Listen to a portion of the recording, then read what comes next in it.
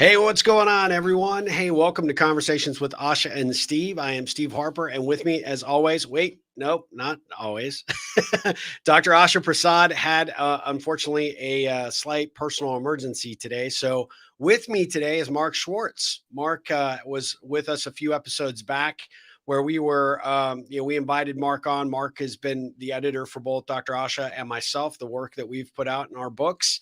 And thanks for pinch hitting for us today, Mark. I am very sorry for the circumstances under which it happened, but I can't tell you how excited I am about the topic that you roped me in for. Yeah. Well, for those of you that are thinking that you saw Star Wars as the theme, and that might be the personal emergency that Asha had to not be here, you might be right. I'm not sure, actually. It No, was my first thought, yeah, actually. I'm sure it was the first thought of a lot of people, actually. But no, this was something that Asha and I have like sort of talked about a long time. We're both big fans of the Star Wars movies. We grew up with it, we understand it, we love it. But there were a lot of great lessons that we've picked up along the way.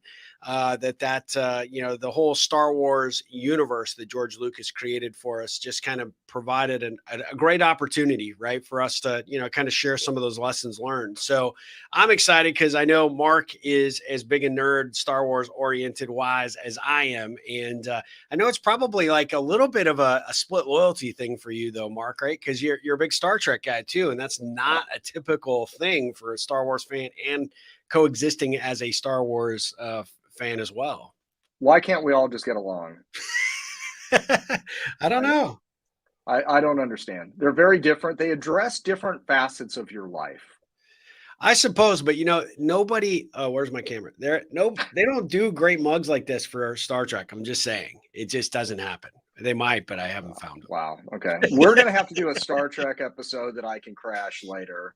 Okay, fair enough. Fair enough. Well, the thing I actually wanted to kick off with, in bringing up Star Trek, one of the things that I learned through George Lucas and sort of this whole approach that he took with Star Wars, if you think about what he took a really big risk, because he started filming like in 75. The movie came out in 77, the first movie, which ended up being the fourth movie, which if you don't have a clue about that, then, you're probably going to get even more lost as we go forward. But the original movie that came out 1977, he was in a space where Star Trek as a space adventure, kind of, this whole genre was really sort of the dominant player there. And so for him to kind of take that on and even think that they could compete in that space was kind of interesting, right? Yeah, it really was. And what Lucas did was to harken back to the older space opera tropes, right? So Yep. some Doc E. Smith, the serials from the 30s that he grew up watching, and he wanted to repackage that for a modern audience Yeah. and kind of bring it to life. And so yeah, I mean it's fascinating because it really is this way of taking something that was old and tried and true and sort of corny, but then synthesizing it in a way that became universally relevant and timeless. Yeah. And connecting it to all the Campbell monomyth, journey of the hero Hero. stuff. Yep. Just fascinating and consciously so. And I think that's why it's endured for so long and become just such a huge I almost said pop culture, but it's beyond pop culture, isn't it, Yeah. at this point? I mean, certainly for me. Well, the interesting thing, and for those of you that are just joining us, obviously this is not Dr. Asha Prasad. She is out today with a personal emergency, and so Mark Schwartz was kind enough to pinch hit for this episode because we wanted to definitely go live today, and we wanted to honor the promotional commitment to talk about Star Wars and the lessons we've learned in business from it. And so I'm so grateful that you're here. But we were just talking about Star Trek and the comparison between Star Trek and Star Wars, with Star Wars coming into its own in 1977 with the release of the first movie, then A New Hope. And the lesson I kind of took on that, like you said, I mean, Lucas kind of took a different approach, right? There was this trek and playing off the serialized mindset and thought process that really was at work early on in what he was trying to develop. And that's what the I really found so fascinating, is that he had this whole universe created in his mind, but he chunked it up and left you at the end of every movie wanting something more. Right. Whereas Star Trek being a little bit more, kind of a regular television series when it was, going on. I don't. It wasn't on for very long, right? But Three it got, seasons. yeah, 3 seasons, and then it got this replay. At least for our television station in Albuquerque, where I was from, every Sunday night they would play back-to-back Star Trek episodes, and so kids were staying up late, would be talking about it the next day at school. And then when Star Wars came in, it was like a completely different situation, right? A completely different universe. And it gave birth to Star Trek coming out in major motion picture, right, in 1980. It gave birth to Glenn Larson doing Battlestar Galactica, right? And George just kept chunking out more movies and more ideas and more thoughts. And the thing that I took away from a business perspective is you had this established brand of Star Trek, and like, why would you think that you could potentially come into a market and potentially create your own path, if you will, right? And that took a lot of guts, a lot of courage, both for him and the studio to take that risk. But it's also a really great reminder for anybody that's out there building a business. Doesn't matter whether you have established competition, doesn't matter whether this industry's been around a long time. If you're willing to show up to the table with something reimagined, a new take and a new approach, there's a lesson to be learned in what George Lucas ended up bringing out in Star Wars. And obviously, the success speaks for itself. Yeah, Roddenberry pitched Star Trek to the studio as sort of a wagon train to the stars. I mean, it was this kind of like Western sensibility, believe it or not, Yeah. that he was trying to pitch. And Lucas, understands he's going to differentiate that, and he's using things that came before, but he's going for a different tone. So he understands the audience, and he understands how to differentiate. And I think that's a great lesson, because the reality is that whatever you've done out there, somebody else has done too. And, Sure. and Lucas has taken flack over the years for not being original in any of this, right? It's like it's all derivative of these earlier space opera pulps. That's fair up to a point, but what he does do is to bring it up to this whole new technological level, right? Yeah. I mean, because that was, for me, Star Wars was the first real movie, the non-Disney movie I remember seeing. I was 5 years old when Star Wars came out, and I went with my Uncle Jack to see it at the Palladium Theater in Windsor, Ontario, and I was, from the first scene, blown away. The Star Destroyer coming across. It was like, this is the high point of my life right here. Like, I've peaked at 5. But it was visuals like we've never seen before. And like that separated and differentiated it in a way that made it completely unique and elevated what he was doing way beyond what the source material had been. Absolutely. I mean, he, in that first movie, and even to a certain degree, the second movie, The Empire Strikes Back, the innovations that they came up with in terms of the filming and they had this approach where, special effects, those old space movies, even some of those old horror movies from that period of time, from the 60s into the 70s, it was so fake, and it was so obvious it was fake, right? That it really took away from the storyline. But he was able to interlace a compelling story, a hero's journey, along with a very unique cinematic experience. And you had no idea that they were handheld models at the time. But if you think about just, from the, one movie to the next, just the ginormous steps forward that he took from a technology perspective.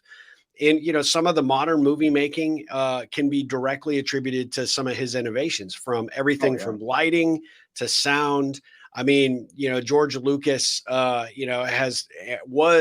a very big pioneer in that space. And I no pun intended, but ultimately, in an area that not a lot of people give him credit for, but a lot of people are leveraging today. A lot of today's current movies really have, his fingerprints all over it. I think Lucas will be remembered by history much more for his technical innovations and contributions to movie making, honestly, than for his directorial efforts. I think because it has completely changed the playing field, and so much sort of behind the scenes that he did. I remember as a kid flying up to visit my grandmother in Canada. One time, some poor guy who worked for Lucasfilm had the misfortune to sit next to me. And Yeah, it was, and of course, I was asking him all sorts of questions. This was after Empire had come out, right? Yeah. So we've got the cliffhanger, and I want to know Yeah. What what's happens? going to Yeah. happen, Yep. Yep. and he's trying to explain to me very patiently that he doesn't know. He's like, he's a George special isn't telling effects us. guy. It's like, yeah, but he worked at Skywalker Ranch, and it was this very cool kind of interaction. That's awesome. And I remember just even some of the things he was telling me, as much as I could understand it, realizing that there was this huge infrastructure that had been created Yeah. that supported this universe that for me, as at that point a 10-year-old kid, was absolutely immersive and meaningful and real. Yeah. Yeah. And Yeah. so, like, to create something of value like that, like that was, I think, for me, one of the lessons, Steve, was that you want, you sort of think about, and you talk about this a lot, what is legacy, Hmm. and ultimately, um, for me, when I look at something like Star Wars, I think about legacy is not something that you own. It's the gift that you give that invites other people to take part in it. Oh, I And when love you that. look at a shared universe like Star Wars became, with so many different people writing fan fiction, developing books based on it, subsequent movies and cartoons and everything, and hit or miss, right? I mean, Yeah. I'm not here to defend Jar Jar Binks, but what I will say is that you see just how many people have an emotional stake in it, and Oh that yeah. is powerful. Like, who It doesn't want is. that? Well, yeah, and even when things didn't necessarily go well, when they went back to get retelling of the prequel, right? Episode 1, 2, and 3. People had very visceral opinions about that. Was it overdone? Was it over? Yes, Too many special effects. Then yes. countless re-releases of the original film with additions and adaptations and different elements. But Han shot first. yeah, yeah. That's I think it's debatable. I don't know. I would probably say Han shot first, but I don't know. I really don't know. So let me ask But you this: who's your favorite character? Who do you oh, Han identify Solo, with most? Han Okay, Solo without question, right? okay. Cool. Didn't give a crap, but did give a crap, and really the most insecure of them all, right? So you're at the end of the day, like this guy, he wants to be a hero, but doesn't want to be known as a hero. He's a bit of a scoundrel. He's a bit of a loose cannon. I always recognized, that he had all of the characteristics that I did not possess or have. But I really felt like when I would play with my buddies on the playground or in the neighborhood, Han Solo was it. That was me. That was who I was going to be, because I could see myself trying to emulate him and how cool he was at the time, but recognizing that there was this weird sadness about him, this insecurity, and this sort of want to be part of something bigger, but not exactly sure how to plug in. And then you get the backstory of the Solo movie and why and what he was. He was originally with the Empire, and he was a stormtrooper and all these things. Just I found so much fascination in these later years about the backstory of the character. But what about you? What's your favorite character? I mean, it was Han as well, Yeah, and I think for me, and I don't, even when I was younger, it was because he was cool. I yeah. mean, he's a great pilot. He had the quick draw. One of the most underrated scenes for me in the whole series is in Empire, when they're in Cloud City and they're going to dinner, and the door opens up and Vader is standing there at the head of Oh the yeah. dinner table, and Solo's the only And he one who goes, acts. He immediately yep, pulls the blaster out and shoots before anyone can do anything. And yep, then, of course, Vader, just blocks it all with his yep. his, his, his glove, right? Yeah. So it's like they both end up looking really cool in that scene. It was, But and then the everybody door else just is shuts. frozen. Yeah, Yep, but everybody else is frozen, and Han's yep, the only one who actually does something. So for me, even those things were really well done. yeah, But for me, as I got older and I look back on it, I think what stood out was that Han, and this is one of the lessons for me of Star Wars in general. It's never too late to change, right? yep. Han is on a journey, and he is someone who, when we see him, he is a loner. He is selfish. He is out for himself. He's closed off everybody, really, Yeah. except Chewie, and you see his evolution over the course of the first this trilogy, to somebody who is an integral part of the rebellion, and who has these relationships and commits to his friends. And so, Yeah.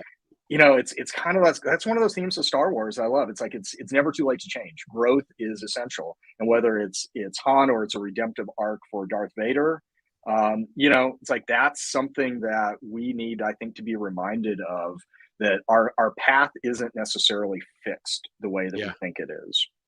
Well, the thing that I take away from what you just said was that all these misfits come together to create something, a movement that nobody thought, could make a difference, and it ultimately does, right? And it's a perfect example of what's possible in life and in our day-to-day worlds, right? Whether we're trying to create a community or whether we're, taking a stand for a particular, action or a particular cause, or we're trying to build a business, right? And we're trying to grow our organizations and our companies, and we want to be that rebel. We want to be different. We want to go against the man, the controlling, powerful, all powerful, bad guys out there, and do good in the world. And so there's so much symbolism for the movies and what I've learned along the way, and that's just the story arcs. The other elements that I really I take away, and Asha, I know, has a lot of opinions on this. So we'll have to do a follow-up episode at some point when she's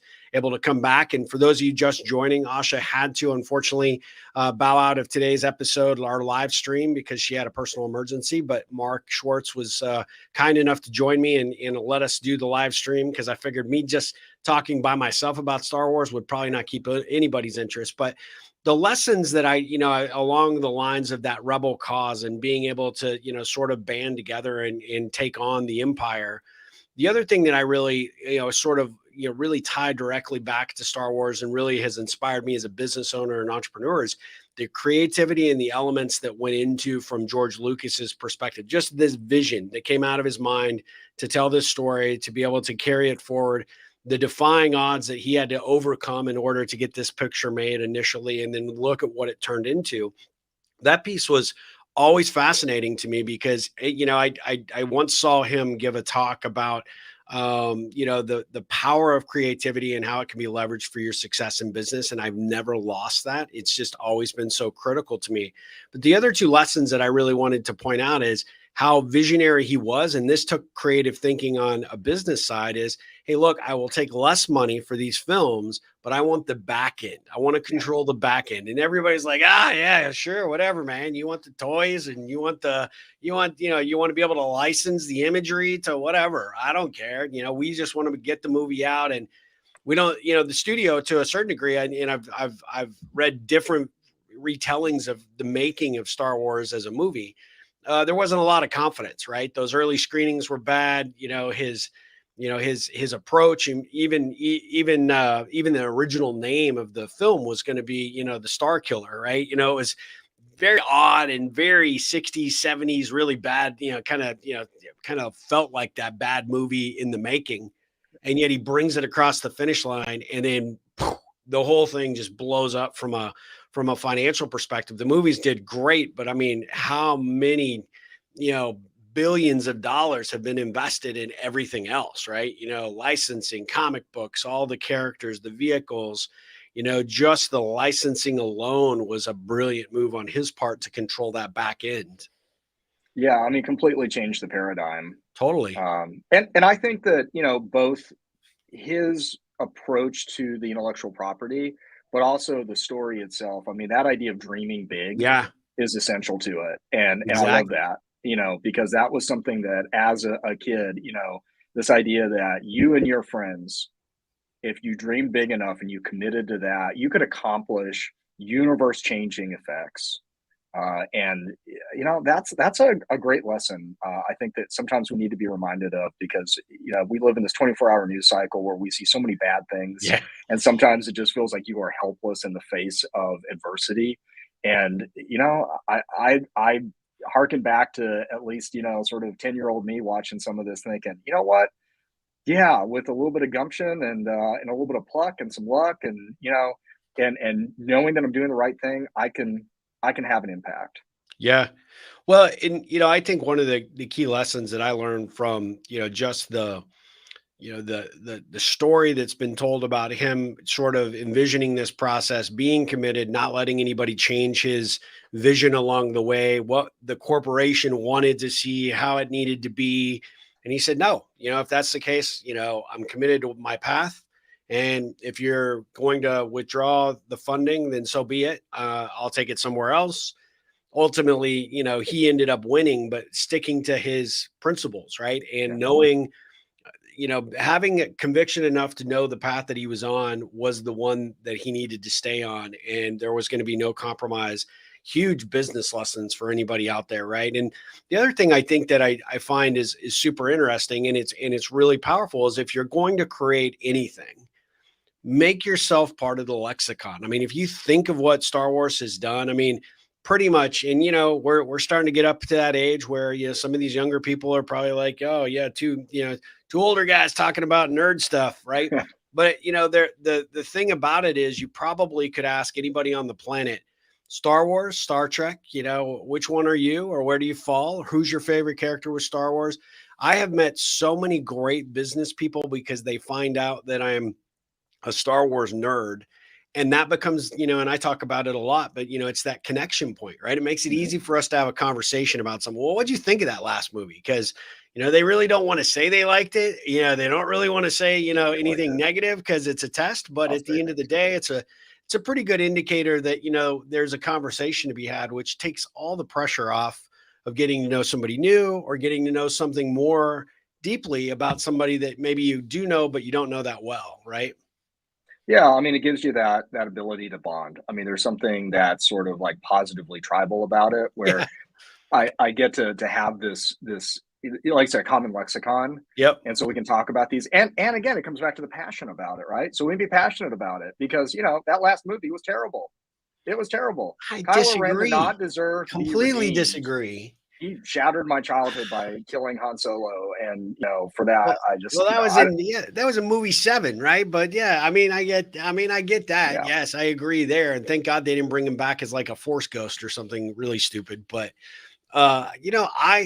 I have to say, because people even ask me, like, you had to hate those 3 that George went back and did in the 90s. I'm like, no, I love them all. Love every single one of them. There are things I would like to have seen done differently. I think there are things that they could have done way different from the story arcs. I do think that, with George selling out to Disney, and I don't mean that in a bad way. God, God love you, man. You got $1 billion and you've got back end. I mean, it turns out to be like in modern dollars. I mean, he's like $4 or $5 billion heir when you think about it, because he's got stock ownership in what Disney's been able to do. But unfortunately, you don't kill the master. You don't go back and not just consult with him and understand where his ideas were for the story.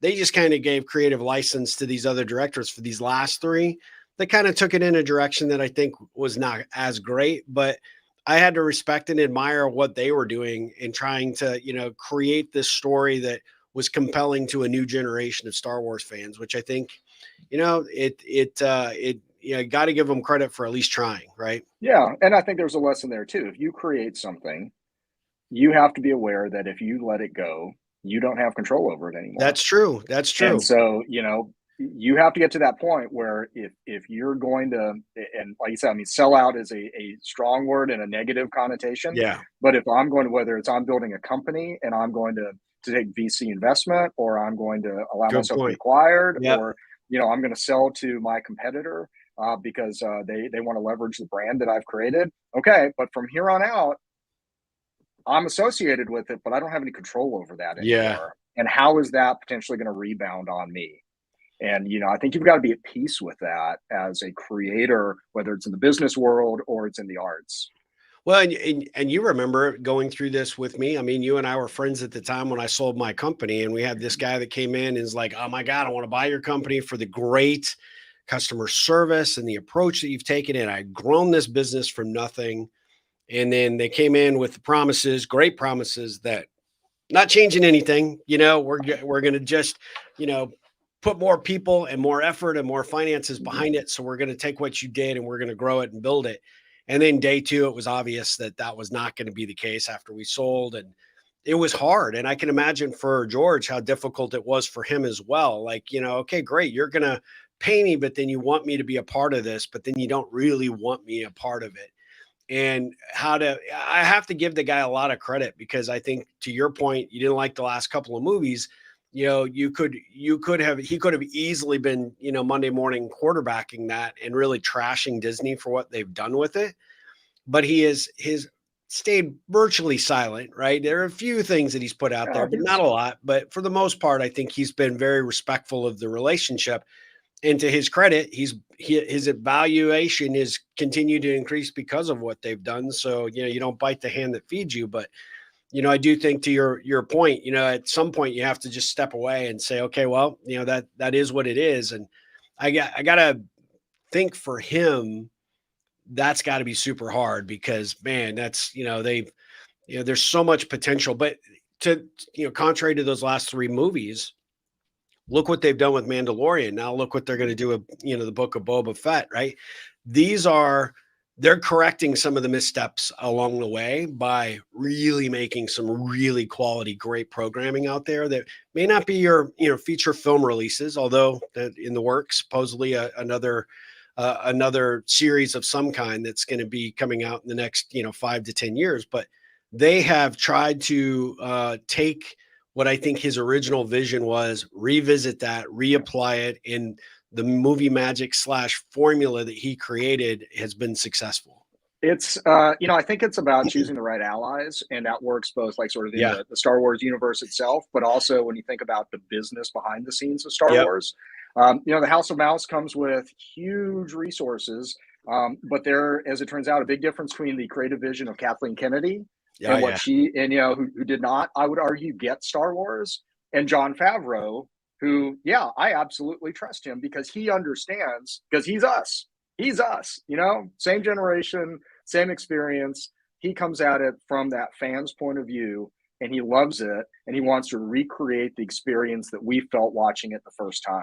Yeah. And so find the right allies, because ultimately the bigger you become, the more you're going to have to offload, whether you completely walk away or you just have to delegate the day to day.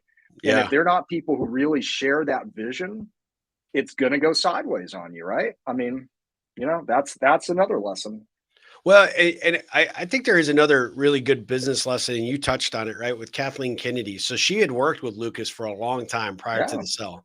So she was part of that culture, understood what he was trying to accomplish, what he did. Sure, a couple of potential misfires on what he wanted to do with those first three movies to kind of tell the prequel story, and where he wanted to go with those last three, which they chose to go a completely different direction. But one of the lessons that I think is real pivotal, and it's important for everybody from a business connotation to understand, is money changes everybody, right? Yeah. And then the minute that George sold and Kathleen got put in charge, well, her vision became predominantly more important than George's. And she was being paid a ton of money to produce something quickly, because we just paid $1 billion for this property and it needs to start producing. And to a certain degree, total, you could say, it was some total misfires on her part relative to the movies. But then you could also look at the flip side of that, what they've done with the Disney parks and the Star Wars experience. That has become like one of the knock it out of the ballpark successes. She's reestablished some of the relationships that have been sold off by several of the leading toy manufacturers that have come back and tried to bring those things back into accessible, or make them more accessible to the regular fans, not necessarily just the collector world. And then, like you said, she did green light like the Mandalorian, and she gave, John creative license. I would love to have been a fly on that wall to see just how much of a creative license he was given, how many meetings that she really wanted to attend that she was asked not to. I don't know. But I do think that there's some things to look at there relative to, just because the pressure was on her. I think they made some knee-jerk reaction decisions, right, that potentially didn't work out as great as they could have. And I think that they got to have enough confidence in understanding your missteps to say we made some, and I'm prepared to continue to do the hard work that's necessary to get us back on track. And Right. I kind of have that redemption story. She may be gone right from the studio soon, if not already. But I do think her legacy was probably didn't do the greatest job up front, but she did her best to make up for it for the missteps on the back end and potentially set them on a completely new and really more aligned course to what George Lucas had in mind. Yeah, hopefully so. I mean, there's another movie you and I both love, Moneyball, Yeah. where Billy Bean says at one point in the movie, "I made one decision in my life based on money, and I learned never to do it again." Yeah. And I think that, yeah, from a business standpoint, she did a great job. From the brand integrity standpoint, I think it hurt the legacy potentially. Now, maybe Star Wars is too big to fail at this point, right? It's too ingrained in our childhood and our emotional well-being, and people like us, even if we didn't love the films, I mean, they still got my money. I see it. I'm talking about it. I'm so invested in it.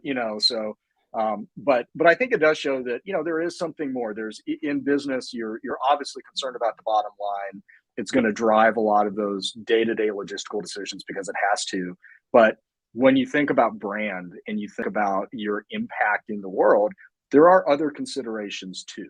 Yeah. And you ignore those at your peril. Yeah. You conjured up an imagery that I can't get out of my head now. From the scene in Moneyball when Billy Bean comes down to talk to David Justice. But instead of David Justice in the batting cage, it's Kathleen Kennedy. And it's Bob Iger walking down and just saying, well, let's just be honest about what we both want out of this, right? Fix this crap that you jacked up and let's get it back on track. And then the streak starts. We're not paying you to be the executive producer that you once were. That's We're exactly paying you to be the executive producer that you are now. We may have to remake that in some sort of animated video for people to understand what we're talking about. But I do see that scene playing out in Disney headquarters, in the bowels of Disney headquarters, as Kathleen Kennedy was binging balls, about the batting cage, the great ideas as she was knocking them down or up or whatever. Yeah. I don't know. We just went to the Moneyball. We should do a whole episode on Moneyball too. Lessons learned on Moneyball. But anyway, as we finish this up, for those of you that may join this late or might catch the replay or are just catching on the podcast, you're probably like, "Hey, did Asha have a cold? Why is this other, kind of male sounding voice in my earbuds?" Well, Mark Schwartz was kind enough to pinch hit for us today and join me for today's live stream. We didn't want to interrupt it, but Asha had an unfortunate personal situation come up, which was going to prevent her from being here today. And this was just too much fun of a topic to not do it. And I had a couple of people that I know that are catching the broadcast that were anxious for us to do it. And we hope we did it justice, right? At the end of the day, we wanted to throw some business ideas and thoughts around the concept of the movie. And it's an example, I think, Mark, of how you can take something you love so much, like I do with Star Wars. I know you do as well. And you can utilize it for lessons learned for real life, real business, and, real ideation for whatever you could potentially create down there in the future. Yeah, absolutely. I mean, that's why it's enduring, is because it's universal. We relate to it. We're passionate about it. And yeah, I mean, it's really about taking those childhood lessons and thinking about how we continue to play those out in our mundane lives. Yep. So here's a couple of things for our listeners and for those that might catch the the replay of the stream. We'd love to know what your favorite Star Wars character was. Are you more of a Star Wars person or a Star Trek person? Are you excited about the future of where the Star Wars franchise is going? Any comments that you might have about lessons that we raised or thoughts that we maybe enlightened in you about this topic and how you might approach your business or sort of your community building relative to the concept of Star Wars. You might not have actually thought about it before Mark and I put it out there, but if we did and you liked it, let us know. And if you didn't, let us know that too. We would appreciate that. But I really appreciate you joining, Mark. This has been a lot of fun. I think we could, you and I, let's be honest, we could just throw on a live stream and we could geek out for hours on this whole topic anyway. But we might have to do that on my other channel, The Ripple Effect, at some point and just, see where it goes. I'm in. All I'm right. in. So thank you, Sounds good. Steve. Thank May you the so force much be for with you. participating today. I really appreciate it. I know it was short notice, but we are so grateful that you're willing to do it. So it was my pleasure, and great way to start a Friday. So may the force be with you. Yeah, may the force be with you. Awesome. Hey guys, we will be back in January. Asha and I are taking some time off. We are going to try. I think depending on Asha's schedule, we may try and get one episode in before the end of the year. Not sure that it's going to happen, but if it doesn't, we want to wish everybody a very safe and happy holiday season and a great start to 2022. We'll be back very soon with a whole new lineup of conversations with Asha and Steve for January. So we look forward to seeing you guys again. Thank you for being a part of this over the last several years, but really especially this year as we really started to pick up a real momentum with our audience. We are so grateful for the opportunity for you guys to listen and participate and be a part of this community. So best wishes for everyone. We hope you all are doing great, and we will see you very soon.